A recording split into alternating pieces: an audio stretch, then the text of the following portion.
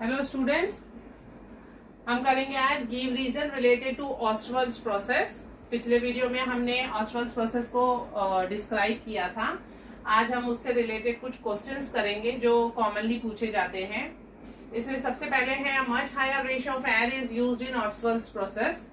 हमने पढ़ा था, आपको याद होगा कि अमोनिया, ड्राई अमोनिया और ड्राई एयर, ये हम यूज करते हैं इन द रेशियो 1:10। तो एयर की क्वांटिटी इतनी ज्यादा हाई है, the ratio is by volume. ये इतनी हाई क्वांटिटी ऑफ एयर हम क्यों यूज करते हैं? क्योंकि सबसे पहली बात तो जो हम एयर यूज कर रहे हैं वो पूरी एयर हमारे काम नहीं आती है। Air contains only about 1/5 by volume oxygen, और ऑक्सीजन ही मेन ऑक्सीडेशन के लिए काम आएगा। Remaining carbon dioxide, inert gases, ये सब हमारे काम नहीं आएंगे। तो air contains mainly around 21% of oxygen या 1/5 ऑफ वॉल्यूम ऑक्सीजन होता है एयर में, और रिमेनिंग गैसेस जो है हमें नहीं चाहिए। तो ऑक्सीजन की क्वांटिटी ऑलरेडी कम होती है, प्लस जो रिएक्शंस हम कैरी आउट कर रहे हैं तीनों चेंबर्स में, कैटालिटिक चेंबर में भी, ऑक्सीडेशन चेंबर में भी और एब्जॉर्प्शन टावर में भी, आपको याद होगा तीनों रिएक्शंस में ऑक्सीजन यूज हो रहा है। और नाइट्रिक ऑक्साइड से ऑक्सीडेशन होके जो नाइट्रोजन डाइऑक्साइड बन रहा है, इसमें हमें एक्सेस एयर चाहिए। तो इन सब रीजंस की वजह से हम high ratio of air use करते हैं। ये फर्स्ट गिव रीजन का आंसर है। उसके बाद है सेकेंड क्वेश्चन के low temperatures are used in oxidation chamber.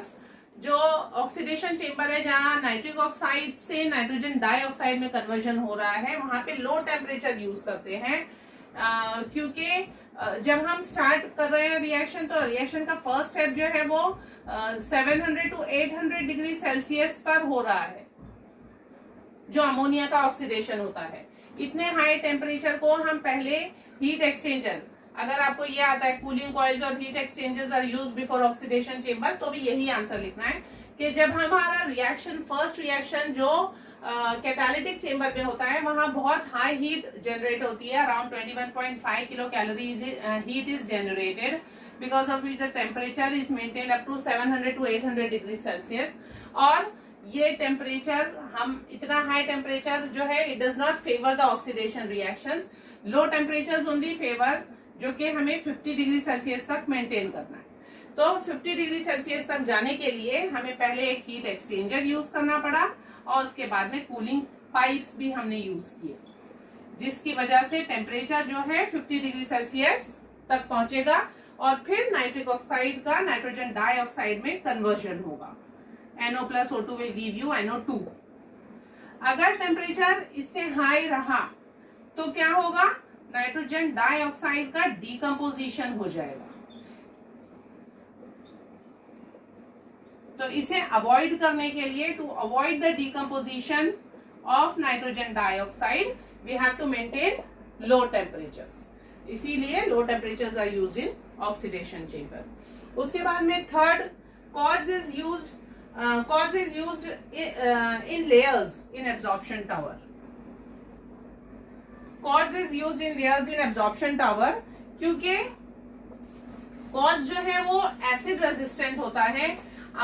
Nitric acid जो हम प्रिपेयर कर रहे हैं वो हाईली करोसिव इन एक्शन है, तो जो भी मटेरियल हम यूज करते हैं बहुत ध्यान से यूज करते हैं। इसीलिए यहाँ पे हमने कॉर्ड स्टोन यूज किया है, क्योंकि एसिड रेजिस्टेंट होता है। प्लस इसकी लेयर्स क्यों यूज की? Layers of cords is used. ऐसा इसलिए है कि जब हम नीचे से गैस को सेंड कर रहे हैं और ऊपर से वाटर को ट्रिकल डाउन कर रहे हैं, तो इन दोनों के बीच में रिएक्शन होने के लिए कुछ टाइम चाहिए। जब ये आपस में एक दूसरे से कंबाइन होंगे तब जाके नाइट्रिक एसिड प्रिपेयर होगा। तो टू गिव दैट टाइम, उस टाइम को देने के लिए थोड़ा एक सरफेस चाहिए होती है, उस सरफेस को प्रोवाइड करने के लिए हम क्वार्ट्ज को लेयर्स में पैक कर देते हैं उस टावर में, ताकि it slows down the movement of entering gas which is entering from below, so that it will react with the water which is trickling down from the top. It gets some time, both the things will get mixed up in the tower, and then we are going to get the nitric acid at the bottom of the tower. तो इस तरीके से जो इसका dissolution होगा dissolution of nitrogen dioxide in water will become easy. So to slow down the movement of the gases entering from the below the tower, and to make the dissolution of nitrogen dioxide in water easier and faster, the layers of quartz is provided in the absorption tower, and quartz is used because it is acid resistant. I hope आप लोगों को ये questions भी इनके answer समझ में आ गए होंगे. Thank you.